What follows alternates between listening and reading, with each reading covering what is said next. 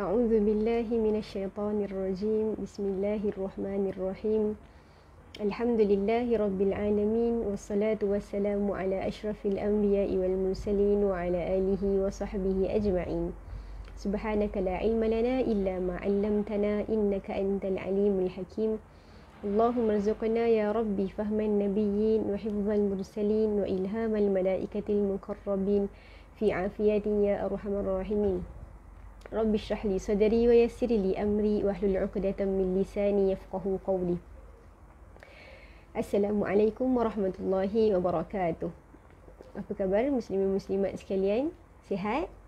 InsyaAllah saya doakan semoga kita semua diberikan kesihatan, InsyaAllah. Kita sama-sama berdoa semoga mudah-mudahan pertemuan kita diberkati dan diridai oleh Allah Subhanahu wa taala. Baik, seperti yang dijanjikan minggu lepas, insya-Allah saya akan teruskan sambungan daripada doa yang kita bincangkan minggu lepas. Okey, iaitu ayat 193 dan juga 194 daripada surah Ali Imran. أعوذ بالله من الشيطان الرجيم.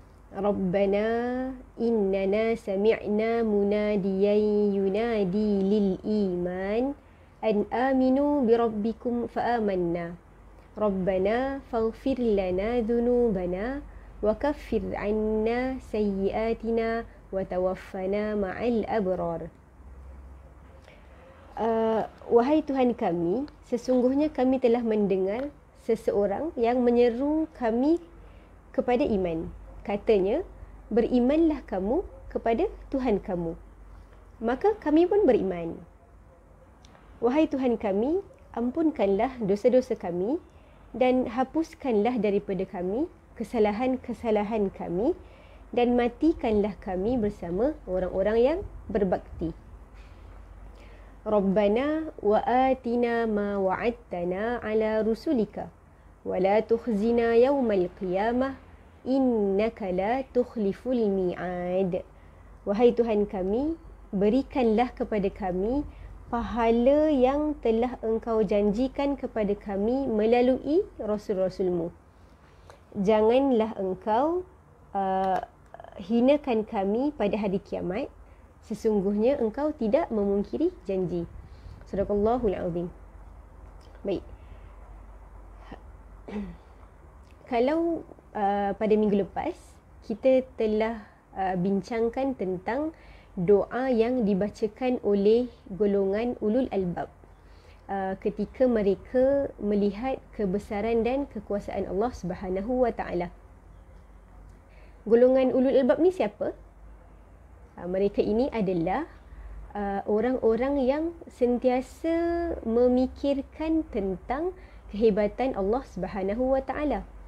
Kan? Mereka ini tidak pernah lekang daripada diri mereka melakukan zikrullah. Okay? Mereka sentiasa mengingati Allah dalam apa jua keadaan sekalipun. Baik. Kemudian sambungan daripada doa mereka ini tadi pada ayat 193 ini, iaitu mereka mengatakan, wahai Tuhan kami, sesungguhnya kami mendengar satu seruan yang menyeru kami kepada iman. Okay? An aminu bi rabbikum. Berimanlah kamu kepada Tuhan kamu. Okey. Siapa yang ungkapkan perkataan tu? Siapa yang seru mereka? tidak lain dan tidak bukan adalah Rasulullah sallallahu alaihi wasallam. Baginda lah yang menyeru mereka supaya beriman kepada Allah Subhanahu wa taala. Okey, lalu mereka ini pun menyahut seruan Rasulullah dengan mereka benar-benar beriman kepada Allah. Okey, sebab itu dalam doa tadi seolah-olah mereka ini sedang membuat pengakuan dengan Allah, sedang declare yang mereka sudah beriman, sudah menyahut seruan Rasulullah dengan beriman kepada Allah, kan? Lalu kemudian barulah mereka sebutkan permintaan mereka, iaitu Rabbana faghfir lana dzunubana. Wahai Tuhan kami, ampunkanlah dosa-dosa kami. Wahai Tuhan kami, tutupkanlah dosa-dosa kami. Okey. Wa kaffir 'anna sayyi'atina. Hapuskanlah kesalahan-kesalahan kami. Padamkanlah segala kesalahan kami terhadap-Mu ya Allah. Wa tawaffana ma'al abrar, dan matikanlah kami bersama orang-orang yang berbakti, bersama orang-orang yang soleh. Baik. Muslimin muslimat rahimakumullah. Kalau boleh, kita jangan pernah tinggalkan doa yang memohon ampun kepada Allah. Okay? Kalau boleh, biarlah seharian kita, hari-hari kita, setiap masa kita sentiasa lazimi diri kita untuk meminta ampun, beristighfar kepada Allah Subhanahu wa taala. Tak kira doa mana yang kita nak pilih, doa mana yang kita nak baca. Contohnya kalau selalu yang kita baca Rabbana ighfir lana dzunubana wa liwalidina warhamhuma kama rabbayana shaghira, kan? Ataupun doa yang kita belajar hari ni, Rabbana faghfir lana dzunubana wa kaffir 'anna sayyi'atina. Okey? Apa pun bentuk doa kita, pastikan kita hari-hari dalam satu hari kita tu, dalam sehari kita tak lupa untuk minta ampun, beristighfar kepada Allah Subhanahu wa taala. Baik. Para ulama radhiyallahu anhum, mereka pernah berpesan kepada kita supaya jangan tangguh taubat. Okey? Contohnya, kalau hari ni kita ada buat salah. Okey?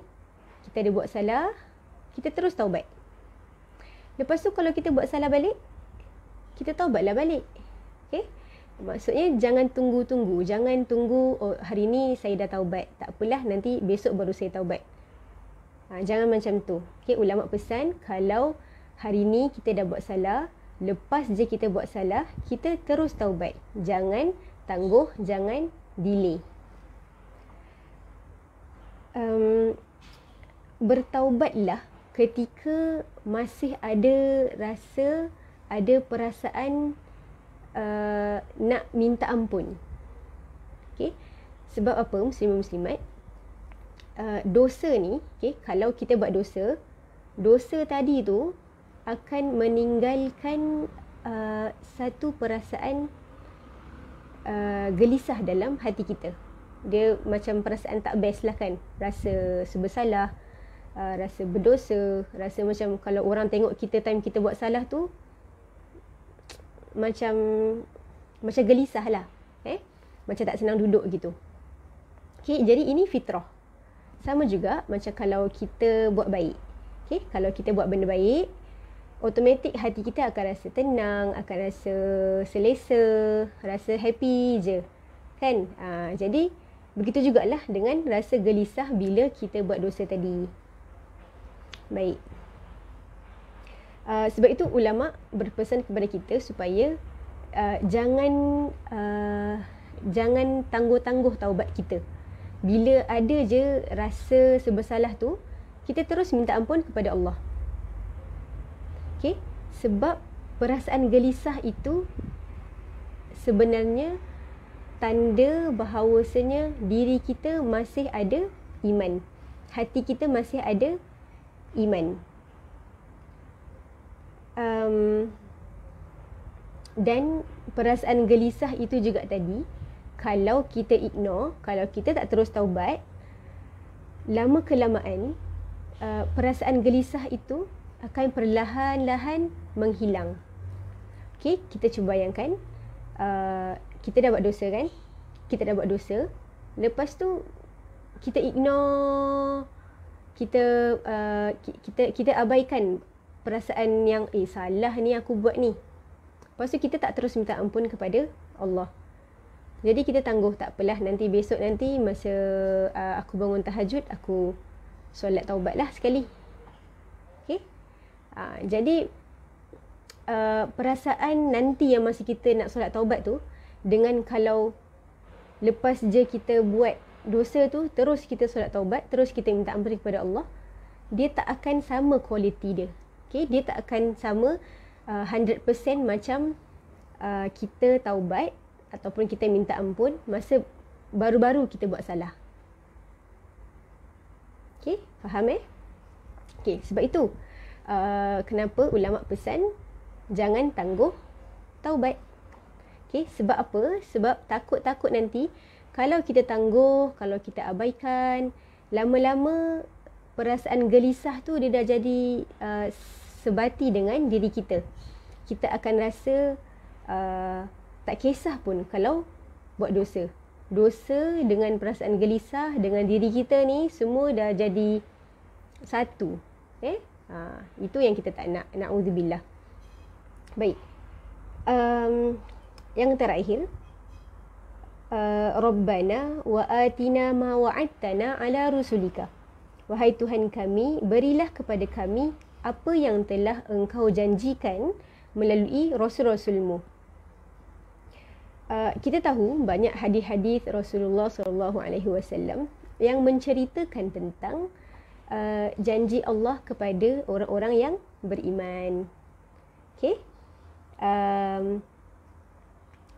Siapa yang beriman kepada Allah akan dimasukkan ke dalam Jannatun Na'im, kan?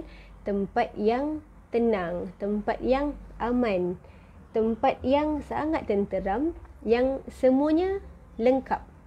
Okay, lengkap dengan segala nikmat yang tak dapat kita bayangkan pun.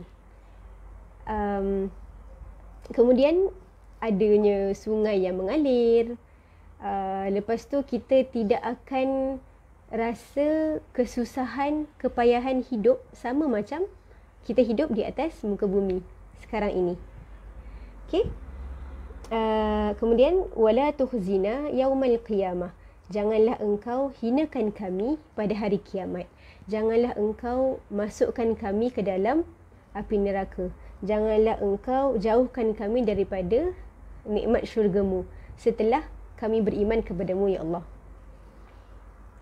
Innaka la tukhliful mi'ad. Sesungguhnya engkau tidak memungkiri janji. Baik, daripada awal hingga akhir, menunjukkan inilah sebenarnya pengharapan kita sebagai hamba kepada Sang Pencipta, kepada Allah Subhanahu wa Ta'ala. Kan? Jadi mudah-mudahan harapan kita yang tinggi ni, harapan kita untuk diberikan keampunan, harapan kita untuk untuk Allah tidak menghukum kita atas dosa-dosa kita, harapan kita untuk untuk Allah tidak hinakan kita di hari kiamat nanti. Biarlah seiring dengan usaha kita untuk mendekatkan diri kepada Allah Subhanahu wa Ta'ala.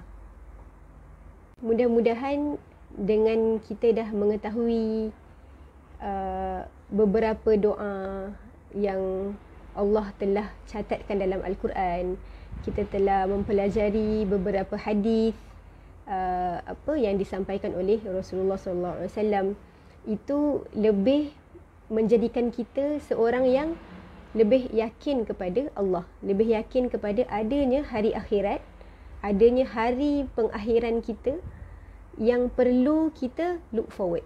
Okay? Maksudnya bila kita hidup di dunia ini, bukan sekadar kita try untuk achieve matlamat kita pada kerja kita, pada persekolahan kita, pada kehidupan kita. Tapi yang perlu kita aim adalah pengakhiran kita di akhirat nanti, bagaimana Allah menilai amalan-amalan kita, bagaimana Allah menerima diri kita untuk menghuni syurga Firdausi, insya-Allah. Sekian sahaja daripada saya. Aqulu qawli hadha wa astaghfirullah li wa lakum. Assalamualaikum warahmatullahi wabarakatuh.